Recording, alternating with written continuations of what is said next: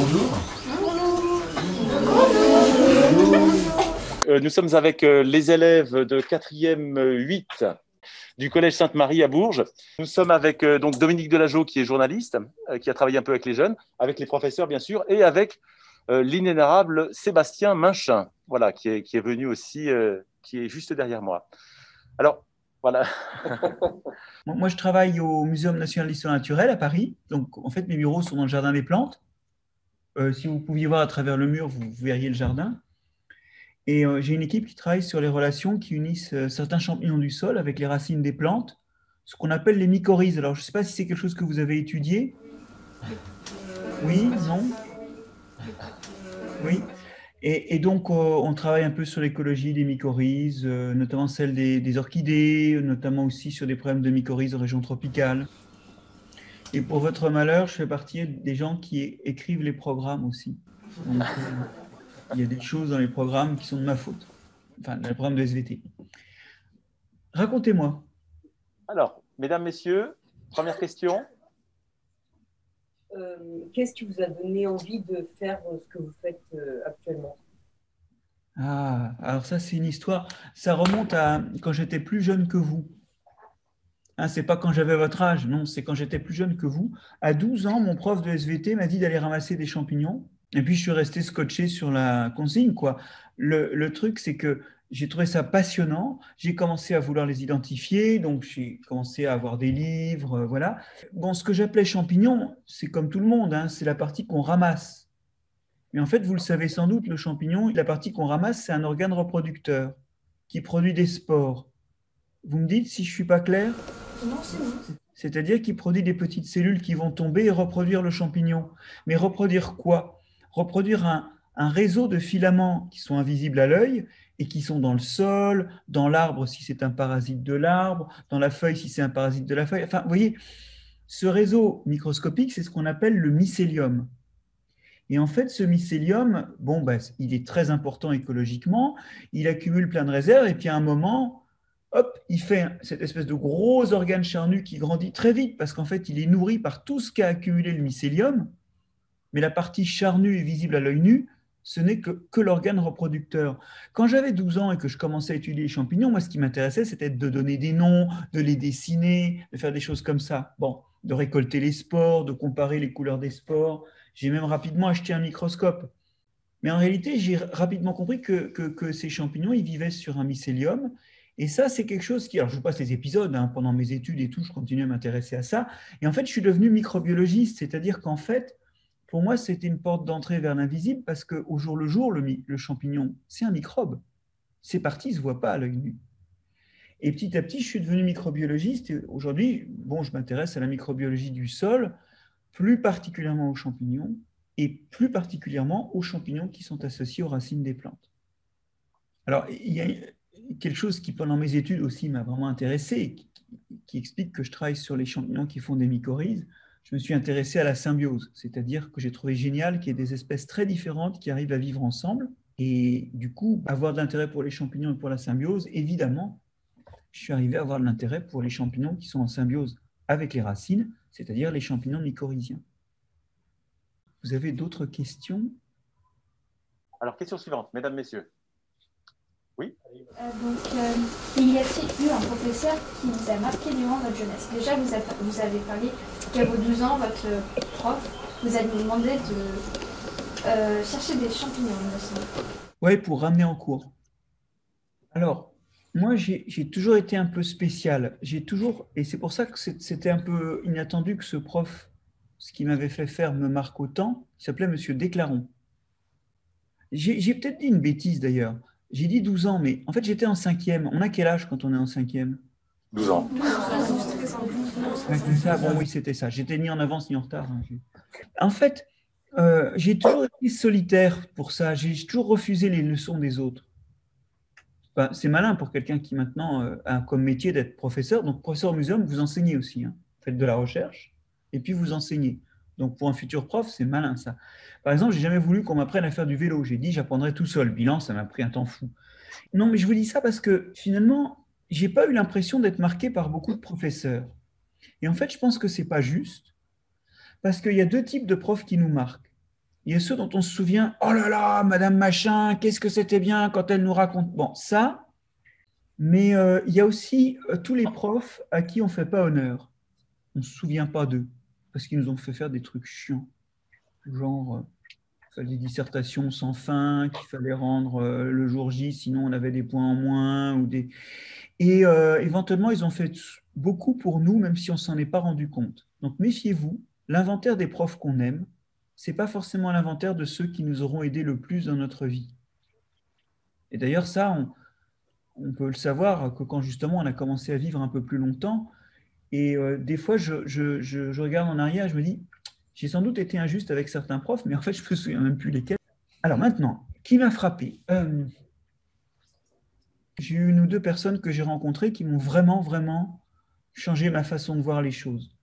J'ai vraiment découvert les SVT quand j'étais en classe préparatoire. Je faisais ce qu'on appelle maintenant les BCPST, une prépa agro. Et là, j'ai découvert vraiment avec mes deux profs de bio de classe préparatoire, Monsieur Chassin et Madame Pichard, voilà, c'est leur nom. J'ai vraiment découvert à la fois la diversité de la biologie et puis une sorte de méthode pour regarder, analyser, bien regarder les choses de près. Et puis, derrière toute la diversité des choses, comprendre des règles générales de biochimie, des règles générales d'évolution, des règles générales d'écologie.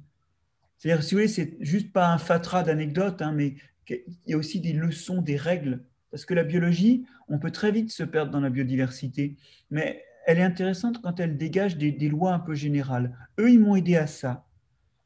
Après, ma prof de philo de terminale, moi, j'ai presque hésité à faire de la philosophie, du coup, c'était trop bien. Et puis, dans mes profs, un prof qui m'a préparé à l'agrégation. J'ai préparé le concours de l'agrégation parce qu'à un moment, j'ai pensé que je voulais devenir prof. Et puis finalement, dans le secondaire. Puis finalement, j'ai eu envie de faire d'autres choses et je ne suis pas devenu prof dans le secondaire, mais j'ai passé l'agrégation. Et il y avait un dénommé Jean-Michel Caron, qui est un peu connu pour un bouquin d'ailleurs de géologie qui très longtemps a été un manuel de base. Et alors lui, c'était l'exigence absolue. Vous devez un résultat à vos élèves. Vous ne devez pas simplement faire des efforts pour eux. Non, vous leur devez un résultat. Ça, c'était un impératif moral très, très fort et qui m'est toujours resté pour la partie enseignement. Hein. Bon, en recherche, mon directeur de thèse sur les mycorhizes, François Le Tacon, ça a été quelqu'un d'important, vraiment important, parce que là, en thèse, j'ai commencé à faire de la recherche et vraiment, c'est quelqu'un qui m'a donné à la fois des savoir-faire, des données sur les mycorhizes et des occasions aussi d'être assez libre de faire dans le domaine de recherche qui était défini un peu ce que je voulais. Bon, voilà, c'est une liste très personnelle. En tout cas, retenez ça. Je pense que les profs qui nous apportent le plus, ce n'est pas forcément ceux dont on se souvient qui nous ont apporté et pas forcément ceux qu'on a préférés. Des fois, c'est bien de faire des choses qu'on n'aime pas parce que c'est là qu'on apprend vraiment des choses qu'on n'aurait pas appris tout seul. Un vendredi soir, c'est pas facile comme vérité. Hein. Mais vous savez, les bons enseignants ne sont pas forcément ceux qu'on aime. Ce que je veux dire, notre prof de terminale, par exemple, on la détestait, n'empêche que notre prof de maths, on la détestait. En plus, on en avait un peu peur. Qu'est-ce que justement, on est devenu souple à faire plein d'exercices. Les enseignants, ils ne sont pas là pour être aimés. Ils sont là pour vous fabriquer. Si en plus vous pouvez les aimer, c'est une bonne chose. Mais... Pardon. Votre prochaine question, à moins qu'on... Oui. C'est quoi le sol? Est-ce qu'on peut dire que le sol, c'est la peau de la terre? Alors, par définition, le sol, c'est ce qui se trouve entre l'atmosphère et ce qu'on pourrait appeler la géosphère ou le sous-sol ou disons le substrat géologique. Bon. Parfois, c'est extrêmement mince. Et il y a même des gens qui disent que ce n'est pas un sol, ce que je vais vous décrire. Sur la façade de votre lycée, il y a un revêtement un petit peu grisâtre fait de microbes qui vivent là, qui commencent à modifier le béton ou le calcaire, si c'est une façade en pierre, et qui sont de la matière organique qui s'ajoute à la pierre. Donc, des fois, c'est un revêtement extrêmement mince. Des fois, c'est un peu plus épais et il y a ce qu'on appelle vulgairement de la terre, c'est-à-dire un espèce de mélange de débris minéraux et de beaucoup de débris organiques. Et c'est ça qu'on appelle la terre, vulgairement. La terre, ce n'est pas un terme scientifique. Mais le sol, oui, c'est ça. Et donc, en fait, on vient de donner le programme. Le sol, c'est situé entre l'atmosphère et la géosphère, et c'est fait d'un mélange de minéraux plus ou moins transformés, de matière organique morte ou vivante. Ah, et puis, dans les trous, il y a de l'air ou de l'eau. Et voilà la composition, pour le coup. Mais vous voyez qu'il y a une définition de position, et puis après, il y a une définition de composition, si vous voulez. Il y a plusieurs façons de le définir. Il y a plein de définitions des sols, et il y a des tas de gens qui ne seraient pas d'accord avec mes définitions. Je vous en ai donné deux, elles ont l'intérêt d'être simples et de désigner la même chose. Et la deuxième partie de la question, c'était est-ce qu'on peut parler de peau de la Terre? C'est ça, hein? Le sol est-il la peau de la Terre? C'est une métaphore, ça. Parce que la peau, c'est la peau. D'accord? Donc, oui, c'est une jolie métaphore dans le sens où, effectivement, tout le substrat géologique, à part les endroits où une montagne vient de s'effondrer, on voit la roche brute, pas transformée, pas colonisée par des microbes. C'est vrai qu'il y a effectivement une enveloppe tout autour de la Terre, au moins les parties émergées, parce qu'il n'y a pas de sol en mer. Oui. Et oui, il n'y a pas de sol en mer. Hein. La matière organique, elle tombe au fond. La matière minérale, elle est absolument tout à fait au fond. Enfin, dans les écosystèmes océaniques, il n'y a pas de sol. Mais il est vrai que tous les écosystèmes continentaux, tous les continents sont recouverts de ça en continu. Et on peut dire métaphoriquement que c'est une peau. Après, ça ne fonctionne pas du tout comme la peau, parce que la peau, c'est un morceau d'un organisme, d'accord? Le sol, c'est une somme d'organismes. Il y a plein d'espèces différentes, on va peut-être en reparler. Hein. Dans un gramme de sol, vous avez plusieurs milliers d'espèces, de microbes, de bactéries, de champignons, de petits animaux. Donc le sol, c'est un ensemble d'espèces, c'est plusieurs organismes, et en plus des choses minérales ou mortes. Vous y êtes? Donc c'est une métaphore qui est jolie, mais qui est un peu inexacte d'un point de vue purement biologique. C'est très poétique, mais pas très exact biologiquement. Oui. Qu'est-ce que vous préférez dans votre métier? Mon métier, c'est plein de choses. Hein. C'est enseigner, c'est faire des conférences, c'est écrire des livres, c'est écrire des articles scientifiques ou de vulgarisation, c'est aller échantillonner sur le terrain. Même maintenant, les professeurs du muséum font aussi beaucoup de vulgarisation. Donc, c'est faire une émission avec Egal M6, par exemple. Ça m'arrive assez régulièrement. Qu'est-ce que je préfère de tout ça? C'est un petit peu comme si vous vous demandez si vous préférez l'entrée, le plat de résistance ou le dessert. Je ne sais pas ce que vous en pensez, mais moi, j'aime bien quand il y a les trois. Alors, non, ce que je veux dire par là, c'est que finalement, je pourrais répondre que ce que j'aime bien, c'est la diversité. Il n'y a pas un matin, quand je me lève, où je fais la même chose. Alors si, pendant le confinement, ça se ressemblait, j'ouvrais mon ordinateur et j'avais une visioconférence ou un visio-cours ou un visio n'importe quoi. Mais en temps normal, et les temps normaux reprennent, et on va croiser les doigts pour faire les bons gestes, se vacciner, continuer à porter les masques pour que ça dure. En temps normal, comme ils reprennent, il n'y a pas un jour pareil. J'étais dans le vignoble bordelais à faire des échantillonnages dans le sol mardi. Mercredi, j'avais une conférence sur un plateau, alors qui était en visio, mais moi j'étais en réel au Palais des Congrès, c'était sur le sol. Jeudi, j'avais des enseignements en partie en visio, en partie dans le jardin. Aujourd'hui, j'avais des réunions de labo, je vous rencontre. Enfin, vous voyez, c'est extraordinairement divers. Et puis, on a une souplesse d'organisation. Chaque jour est différent. Et puis, on a une certaine liberté pour faire ce qu'on veut. Par contre, je pourrais vous répondre sur ce qui est chiant. Alors, ce qui est chiant, c'est que comme je gère des équipes de recherche à Paris, au muséum, et j'en ai aussi une à Gdansk, en Pologne, j'en ai une en Chine, à l'université de Kunming, donc dans le sud de la Chine. Bon, pour les deux équipes, donc j'ai une vraie responsabilité administrative. Bon, de temps à autre, il faut faire les comptes. De temps à autre, il faut remplir des demandes de financement pour avoir de l'argent. Bon, ça se passe plutôt bien maintenant parce que je suis en fin de carrière et que les gens ils voient qui je suis, mais quand j'étais jeune, c'était vraiment le bordel pour avoir de l'argent.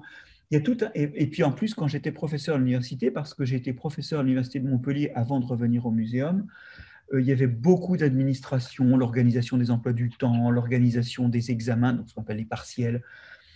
Franchement, la partie administrative, elle est parfois chiante et quand on la regarde de près, inutilement lourde. Donc, je peux vous dire ce que je n'aime pas. Et pour faire très simple aussi, une chose que je peux dire, c'est que moi, ce que j'aime bien, c'est que je rencontre des gens. Aussi bien quand j'interagis avec les gens de mon équipe, quand j'interagis avec un journaliste, quand j'interagis avec mes étudiants, quand j'interagis avec vous, c'est plus sympa en vrai, hein, mais c'est que ce métier, la façon en tout cas dont je le pratique, permet de rencontrer des gens. Au fond, vous savez, c'est ce qui compte le plus, les gens. Question suivante, mesdames, messieurs. Sur la biologie. Est-ce que le nombre des organismes vivants en général, plus on descend en profondeur, est-ce que ça baisse proportionnellement ou est-ce qu'il y a une sorte de plage où ça s'arrête d'un coup? Alors, on sait que le maximum de vie est dans les 20-30 premiers centimètres. Alors après, ça dépend, hein. Si on est sur une façade, c'est dans le premier demi-millimètre. Si on est dans un sol agricole ou dans un sol forestier, là, ça va être dans les 20-30 premiers centimètres. Puis après, plus on descend, moins il y a de matière organique. Et quand même, la plupart des microbes, ils ont besoin de cette matière organique pour vivre. Plus on descend, moins il y a d'air. Donc, il n'y a pas de respiration. Alors, il y a des moyens de vivre sans respirer, mais c'est plus difficile et donc les organismes sont moins gros et moins nombreux. D'accord? Mais après, ça ne s'arrête pas. Aujourd'hui, on sait que la biosphère, elle descend jusqu'à pratiquement 5 km au moins. Alors, plus on descend, moins il y a de microbes. Mais il y en aura toujours. Et au fond, dans des basaltes profonds, dans des granites profonds, on trouve encore de la vie. C'est des organismes qui vivent de réactions chimiques. Alors évidemment, ce n'est pas du tout les modes de vie, respiration, photosynthèse qu'on a en surface, hein. Mais il y a de la vie. Alors je vais tout de suite vous trouver des chiffres. Je devrais les avoir en tête parce qu'on est en train d'écrire avec des collègues. Je vous dis ça parce que ça illustre une des activités professionnelles. Un article que je pourrais peut-être vous envoyer en primeur, pour le coup, qui va paraître dans un dossier pour la science, où on essaie d'expliquer que le monde qui nous entoure, il est fabriqué et les conditions physico-chimiques sont fabriquées par les microbes. Bon. Et on veut notamment montrer que ça s'étend jusque dans les profondeurs. Et donc, j'ai invité à écrire cet article quelqu'un, un co-auteur, qui s'occupe de la biosphère profonde, c'est-à-dire de ces microbes qu'on trouve dans les roches, hein, dans ce qu'on appelle le substrat géologique, dans le sous-sol. On n'est plus dans le sol, là, hein. D'abord, elle écrit que jusqu'à 120 degrés, on a de la vie. 120 degrés, ça a l'air d'être la limite maximum. Oui, parce que plus on s'enfonce, plus il fait chaud, d'accord? Alors, ça dépend de l'endroit. Mais quand à un moment on arrive à 120 degrés, là, ça commence à cuire, d'accord? Il n'y a personne qui résiste. Et alors, Bénédicte Ménez, qu'est-ce qu'elle nous dit? Elle nous donne des chiffres qui sont très intéressants dans cet article. Donc, jusqu'à 5 km sous la surface des continents, 120 degrés comme limite, et en fait, 70% des microbes terrestres vivraient dans le sous-sol. Oui, parce qu'il n'y en a pas beaucoup par kilomètre cube. Par kilomètre cube, vous en avez 100 à 10 000 fois moins que dans le sol qui est au-dessus de ce kilomètre cube. Dans un kilomètre carré de sol, vous avez 100 à 1000 fois plus de microbes que dans les 5 km qui sont en dessous du kilomètre carré. D'accord? Vous en avez, donc j'ai dit 100 à 10 000 fois moins. Mais il y en a, pour le coup, il y a des kilomètres cubes et des kilomètres cubes de roches. Okay, et quand vous cumulez tout ça, on compte que l'essentiel de la vie la microbienne, elle est dans les roches. Même si elle est très diluée, c'est le volume qui compense. Ça veut dire que la vie ne s'arrête pas. Par contre, quand vous descendez, que vous sortez du sol, là, très très vite, vous arrivez à une très faible densité. Et aussi, il y a des organismes qui ont des temps de vie assez longs. Même si certains sont plus rapides, certains, les divisions de cellules, une cellule se divise en deux tous les ans. Autant dire que c'est un rythme lent, mais c'est parce qu'ils ont très peu de ressources, donc ils vivent, mais ils vivent lentement. Alors après, quand on dépasse 121 degrés, là, a priori, on n'a plus rien. Enfin, jusqu'à ce qu'on fasse de nouvelles découvertes qui vont peut-être l'infirmer, hein. 121 degrés, par rapport à l'époque où j'avais votre âge, c'est quand même déjà 40 degrés au-dessus de ce qu'on disait à l'époque. Ça répond à la question? Alors, il y avait d'autres questions tout à l'heure? Oui, tu avais des questions. Est-ce que votre famille est spécialisée dans la science? Ma famille? Rien dans ma famille me prédisposait à m'intéresser aux champignons, vous voyez, ou à devenir biologiste. Et ça, il faut que vous le reteniez. Votre vie, votre chemin, c'est le vôtre. On n'hérite pas du métier de ses parents. Ce n'est pas parce qu'on hérite des gènes de ses parents qu'on est obligé d'hériter de leur métier. Après, on peut. Mais ce qu'il faut, c'est vraiment trouver son chemin. Juste une chose. Tous les matins, vous allez vous lever pour aller au travail. Ne vous laissez pas embobiner. Ne choisissez pas un métier parce qu'il est valorisant, parce qu'on vous dit oh, tu devrais être avocat comme ton père. Choisissez un métier qui vous donne envie de vous lever le matin. Je vous garantis, moi, pendant 3 mois, on a essayé de me nommer. C'est compliqué, c'est une anecdote personnelle, mais en fait, rapidement, j'étais devenu ingénieur des eaux et forêts. Voilà. Et donc, j'avais, dans ce cadre-là, mon premier poste m'avait permis de faire une thèse. Et quand j'ai eu fini ma thèse, on m'a dit, bon, bah, tu vas retourner à l'Office national des forêts. Et on m'a nommé dans une division dans les Vosges. Moi, j'avais commencé à enseigner, j'avais fait de la recherche, je me suis ennuyé comme un rat mort. Et pendant 3 mois, je me suis levé le matin pour aller faire un travail que je n'avais pas trop envie de faire, même s'il était intéressant pour d'autres. Hein. C'est un très beau travail, ingénieur forestier. Pour moi, ce n'était pas mon truc. Et tout ce que j'attendais, c'est de rentrer à la maison le soir pour faire d'autres trucs. Je peux vous garantir que ça, ce n'est pas une vie. Faites ce que vous voulez. D'ailleurs, j'ai pris des dispositions et je suis parti, j'ai été faire autre chose. Je suis parti à l'université. Mais c'est vraiment important, ça. Un métier, c'est un truc qu'on fait tous les jours. Et il n'y a rien de mieux, c'est une chance énorme de pouvoir de l'aimer, mais il faut garder ça en tête quand on se prépare à un métier. On ne fait pas un métier parce qu'il rapporte de l'argent. On ne fait pas un métier parce qu'il est reconnu socialement. On fait un métier parce qu'on en a envie. Alors, il y a une question d'un camarade qui n'a pas posé encore. Oui, on t'écoute. Combien de temps vous mettez pour découvrir un microbe du moment où vous l'avez découvert et du moment où vous donnez un nom et caractéristiques? Alors, moi, je ne fais pas ça. Moi, je ne décris pas des microbes, d'accord? J'essaie de comprendre comment fonctionnent des microbes connus ou s'ils sont inconnus. Je les connais par leur séquence d'ADN, ok? Je les connais par leur gène, mais je ne leur donne pas de nom. Moi, je ne donne pas de nom. Il y a une seule fois où j'ai été avec une équipe où, dans un article qu'on a publié, on donnait un nom. Et là, en fait, cette fois-là, entre le moment où on l'a identifié, où on l'a un peu étudié, ça a pris 2 ans. Et puis après, ça a pris 1 an pour que l'article soit publié. Récemment, il y a des Japonais qui ont travaillé, qui ont identifié un microbe très, très intéressant parce que c'est une bactérie qui est probablement la plus proche du groupe des eucaryotes. Bon, je ne sais pas si ce mot vous dit quelque chose. Les eucaryotes, c'est les plantes, les animaux, les champignons. Et puis à côté, il y a les bactéries. Et donc, ils ont trouvé une des bactéries qui est les plus proches des eucaryotes. Et ils ont mis 15 ans à la cultiver. Et comme c'était des Japonais qui écrivaient très mal l'anglais, leur article a été rejeté plusieurs fois. Et ils ont mis 3 ans à le publier. 18 ans.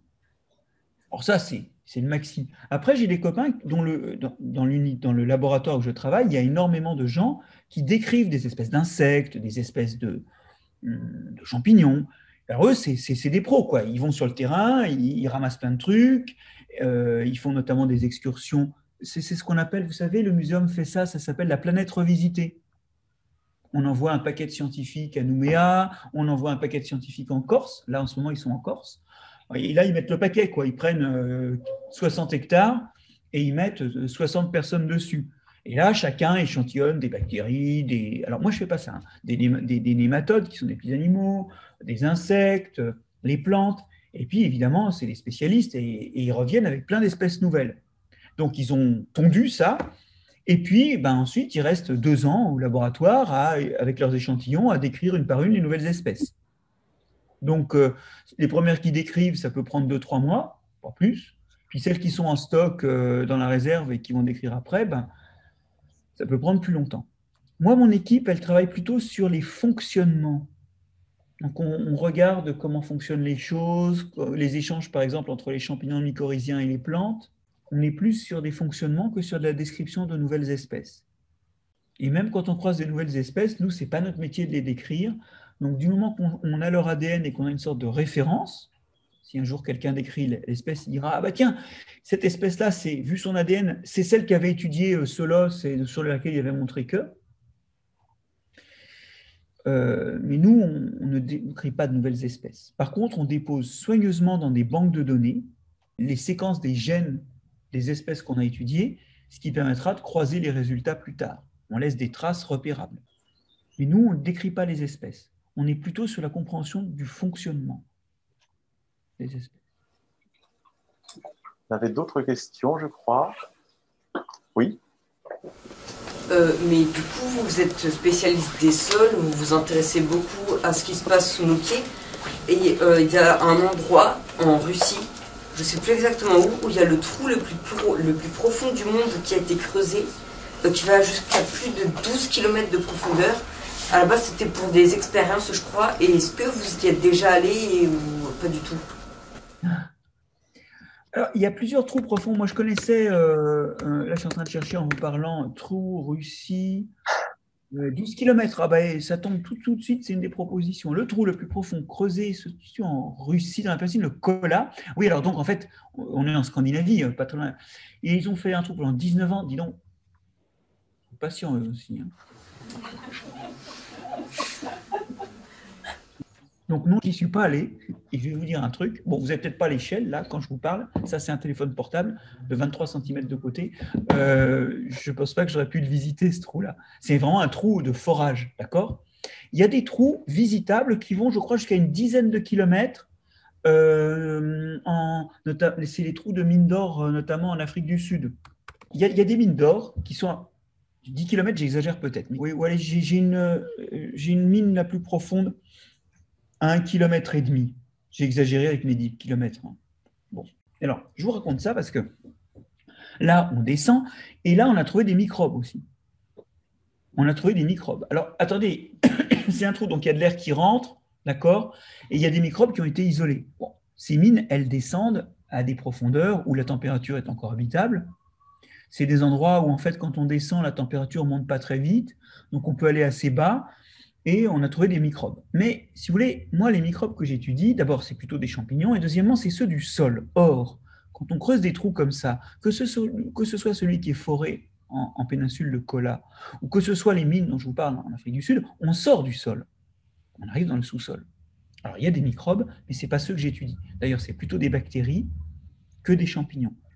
Je rappelle que les champignons font des filaments. Les bactéries sont plutôt faites de petites cellules uniques ou de petites cellules en chaînettes, mais en chaînettes courtes ou en grappes. Et chaque cellule de bactérie est 10 fois plus petite qu'un filament de champignon. C'est-à-dire que si ça, c'est le diamètre d'un filament de champignon, ben une bactérie, elle sera de cette taille-là, à côté. Une bactérie, c'est beaucoup plus petit qu'un champignon. Ça a d'ailleurs beaucoup moins de besoins, du coup, puisque c'est plus petit. Et ça vit très bien dans des zones plus difficiles à vivre, où il y a moins à manger. Donc, c'est plutôt des bactéries qu'on trouve dans le sous-sol. Et donc, moi, j'y vais pas. On avait des questions. Alors oui. Est-ce qu'il y a un endroit dans le monde où il n'y a pas de micro-organismes? D'accord. Alors, ça, c'est une bonne question. En fait, vous voyez que ça descend jusqu'à un moment où les conditions physico-chimiques ne sont plus compatibles avec la vie. Donc, ça descend profond. Et après, des microbes, il y en a vraiment un peu partout. Et si les conditions ne sont pas bonnes, ils font des espèces de cellules emballées d'une paroi qui est une forme d'attente et ils attendent des conditions meilleures. C'est-à-dire qu'ils peuvent aller partout et si à un moment ils arrivent dans une situation qui n'est pas bonne, ben, ils se mettent en sorte de vie ralentie en attendant des jours meilleurs. Il y a beaucoup d'espèces qui savent faire ça. Aujourd'hui, on s'aperçoit, on a toujours essayé de désinfecter les engins spatiaux avant de les envoyer sur d'autres planètes parce qu'on ne veut pas contaminer les autres planètes. Alors, jusqu'en années 70, la technologie embarquée n'était pas terrible, donc il suffisait de prendre la sonde spatiale et de la foutre dans un autoclave, c'est-à-dire une enceinte close où on faisait monter la température, une sorte de cocotte minute géante, et là, ça tuait tout. Bon, aujourd'hui, l'électronique embarquée ne supporterait pas de passer dans une cocotte minute. Donc, aujourd'hui, on utilise des produits. Alors, mauvaise nouvelle, il y a des bactéries, en fait, des produits donc, qui sont bactéricides. On asperge, et puis petit 1, il y a toutes les bactéries qui se sont retrouvées coincées dans un montage. Et là, vous ne rincez pas la fente, même si c'est une microfente. Et deuxièmement, on a découvert qu'il y avait des acinetobactères, oui, je crois que c'est des acinetobactères, des bactéries qui bouffaient les composés antibiotiques et qui donc proliféraient dans les zones de nettoyage. Pas de chance. Et si vous tapez un peu sonde spatiale sur le net, vous verrez que le laboratoire spatial international, vous verrez qu'il y a plein de travaux qui ont isolé des bactéries qu'on ne connaissait même pas sur Terre. Mais elles viennent de la Terre, bien sûr. Et aujourd'hui, il y a beaucoup de gens qui pensent qu'en fait, sur Mars, c'est bon, il y a déjà de la vie. Il y a sans doute quelques bactéries qui ont réussi à se démerder avec tout ce qui a atterri sur Mars. Ça reste à prouver. Mais vous savez, moi, comme microbiologiste, je pense qu'elles sont arrivées sur Mars. Oui. Après, est-ce qu'elles ont repris une vie quelconque? Les conditions sont hostiles, mais il y a quand même des choses sur Mars qui sont assez sympas. Hein. Par exemple, il y a un peu de CO2 et un peu d'hydrogène dans l'air. Moi, je connais des bactéries qui utilisent les deux pour faire de l'énergie, en les faisant réagir. C'est les bactéries qui font du méthane, d'ailleurs. Et d'ailleurs, sur Mars, il y a des émissions de méthane et il y a des gens qui sont surexcités par ça parce qu'ils pensent que ça pourrait être issu de vie martienne. Alors, bon, c'est pas sûr parce qu'il y a quelques réactions chimiques aussi qui peuvent faire ça, du méthane. Mais moi, ce que je vois, c'est que si je connais quelques bactéries qui pourraient vivre sur Mars, oui. Alors, est-ce qu'elles y sont arrivées ou pas, je ne sais pas, mais on ne désinfecte pas une sonde spatiale. Et ça, c'est une façon de répondre à votre question. Il n'y a pas d'endroit où il n'y a pas de microbes. C'est tellement petit, il y en a tellement partout. On dit qu'il y a plus de cellules de bactéries sur Terre que d'étoiles dans l'univers.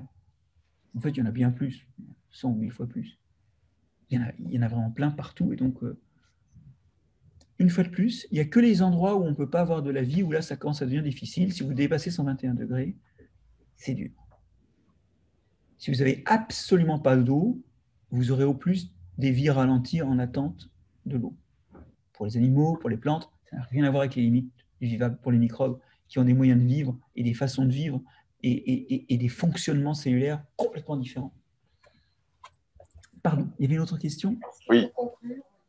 Oui, on a la dernière question. Ouais. Est-ce que vous avez une préférence pour un micro-organisme? Est-ce qu'il y en a un qui vous plaît plus que d'autres? Je peux répondre de deux façons. Il y en a un que j'aime beaucoup enseigner, qui s'appelle Nostoc. Ce n'est pas vraiment un micro-organisme au sens où il est fait de filaments de cellules microscopiques, mais des fois elles s'entassent et ça fait des espèces de, comme des tas de morves brunâtres qu'on trouve au bord des chemins ou sur le gravier des parkings. Et c'est une bactérie qui est absolument incroyable parce que dans la chaînette, les cellules ont un rôle différent. Il y en a qui s'occupent de prendre de l'azote dans l'atmosphère pour faire des protéines, d'autres qui prennent, c'est verdâtre, ça a de la chlorophylle, d'autres qui prennent du CO2 pour faire du sucre, puis les cellules, elles échangent ça. Donc en fait, c'est un truc où les cellules coopèrent. C'est un truc de ouf. C'est une bactérie qui sait compter. En gros, les cellules se divisent, puis ça fait des filaments. Et les filaments restent dans un gel commun, ce qui fait qu'au bout de division et division de fragments, de filaments qui se fragmentent, vous finissez par avoir des trucs qui peuvent être gros comme le pouce, quoi. Alors, c'est plus vraiment un microbe parce que le groupe, il est visible, mais enfin, cette bactérie-là, elle m'intéresse parce que donc, elle est capable, elle est autonome pour le sucre, elle est autonome pour les protéines. Vous voyez, elle utilise l'énergie lumineuse et le CO2 de l'atmosphère et l'azote atmosphérique. Et avec ça, elle fait du sucre et des protéines. C'est un truc de ouf. C'est une de ces bactéries qui va petit à petit continuer à créer un sol. Elle vit sur des graviers nus, des choses comme ça, mais petit à petit, avec le temps, elle contribue à injecter de la matière organique et de l'azote dans les petits morceaux de pierre, et c'est le début de la formation d'un sol. C'est un des premiers pionniers. Mais surtout, elle sait compter. Alors, je vous raconte l'histoire. Quand vous la regardez, elle est faite de chaînes de petites cellules un peu vertes qui font la photosynthèse, puis de temps à autre, il y a une grosse cellule qui s'occupe elle, nourrie par les autres en sucre, elle s'occupe de transformer l'azote de l'atmosphère en protéines, en acides aminés, dont elle donne une partie à ses voisines. Alors, vous êtes d'accord que il faut de l'azote et du carbone, et il faut beaucoup plus de carbone que d'azote. Donc, il faut un certain nombre de cellules fixant l'azote et un plus grand nombre de cellules fixant le carbone. Il y a un rapport entre les deux. Vous y êtes? Bon. Alors, vous avez vos deux grosses cellules les plus proches. Puis vous avez la chaînette de petites cellules qui s'occupent de faire la photosynthèse et de transformer le CO2 en sucre. Vous y êtes? Les petites cellules se divisent et elles donnent de nouvelles cellules capables de faire la photosynthèse et de fixer du carbone. Et du coup, vos deux grosses cellules s'éloignent. Petit à petit, vous allez commencer à manquer d'azote. Vous y êtes? Puisque vous avez de plus en plus, il n'y a que les cellules vertes qui s'occupent de la photosynthèse, qui se multiplient. Donc rapidement, vous allez avoir plein de cellules qui font la photosynthèse, et puis sur les bords, mais très loin, vos deux cellules qui s'occupent de transformer l'azote de l'atmosphère en acide aminé. Alors en fait, chacune de ces cellules émet une substance qui inhibe la formation d'une nouvelle cellule fixatrice d'azote. Donc cette substance inhibitrice, elle passe de cellule en cellule et elle fait que vos petites cellules vertes, elles restent vertes, elles font la photosynthèse. Mais quand vos cellules inhibitrices s'éloignent, le signal, il arrive, il diffuse, vous voyez, de cellules vertes en cellules vertes, et puis de cellule en cellule, il y en a de moins en moins, vous y êtes? Et à force qu'elles se soient éloignées, les cellules qui vont être au milieu de tout le cordon de cellules vertes entre les deux cellules qui s'occupent de l'azote, elles vont recevoir beaucoup moins d'inhibiteurs. Et bien, quand elles sont à plus de 7 cellules de la plus proche cellule fixatrice d'azote, vous savez ce qui se passe? Pof! La cellule qui a 7 cellules des autres commence à devenir une fixatrice d'azote. Et du coup, elle inhibe le processus, mais elle ne se divise plus. Et donc, vous avez votre cellule, 7 petites cellules vertes, une nouvelle grosse cellule qui s'occupe de l'azote. Et puis les petites cellules vertes se multiplient. Quand elles se multiplient, il y en a une d'entre elles qui va être à plus de cette cellule des deux voisines et qui va redevenir verte. Pardon, va redevenir fixatrice d'azote. Vous y êtes?